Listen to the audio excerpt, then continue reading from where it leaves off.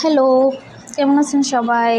ঘরের আনাচে-কানাচে পড়ে থাকা আসবাবপত্র দিয়েও বানিয়ে ফেলতে পারেন এই সুন্দর শোপিসগুলা। শোপিস হিসাবে রাখবেন নাকি ফুলের টব হিসাবে রাখবেন সেটা আপনাদের মর্জি। তবে এই ছোট ছোট মাটির পাত্রগুলো দেখতে কিন্তু আসলেই অনেক কিউট। আর তাতে যদি রং করে আরও সৌন্দর্য বাড়ানো যায় তাহলে তো কথাই নাই। এগুলো দইয়ের ছোট ছোট দইয়ের পাত্র ছিল। তো আমি যখন কাজ করেছি তখন ভিডিও করা হয় নাই, কারণ আমি আলিশা প্রো ম্যাক্স। আর প্রথম যেটা করেছিলাম ওই ভিডিওটা আপনাদেরকে দেখিয়েছি, পরবর্তীতে করি নাই। তো এই হচ্ছে আমার 3rd নাম্বার দইয়ের পাত্রটা।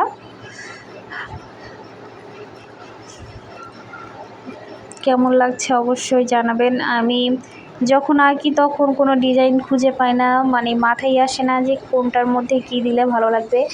এটা আমার কাছে সবচেয়ে বেশি খারাপ লাগছে, কেন জানি না। তবে আগের 3টা বেশ মোটামুটি ভালো লাগছিল, আর এটা আমার বেশি পছন্দ হয়েছে। চাইলে সবগুলো এরকম করে নিতে পারেন। অনেক ইজি, যে কখনো কোনো দিন ফুলও আঁকে নাই সেও পারবে এগুলা।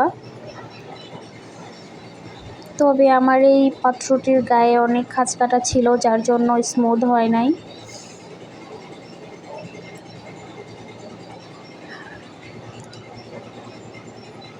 আমি সবগুলোর ফাইনাল লুক দেখিয়ে দিলাম। এই শীতের সময় সবার সিঙ্গেল দেখালে তো হবে না, জোরে জোরে দেখিয়ে দিলাম। আর অবশ্যই এটা রৌদ্রের মধ্যে দেখিয়েছি যাতে ওদের শীত না করে। Guys, tata.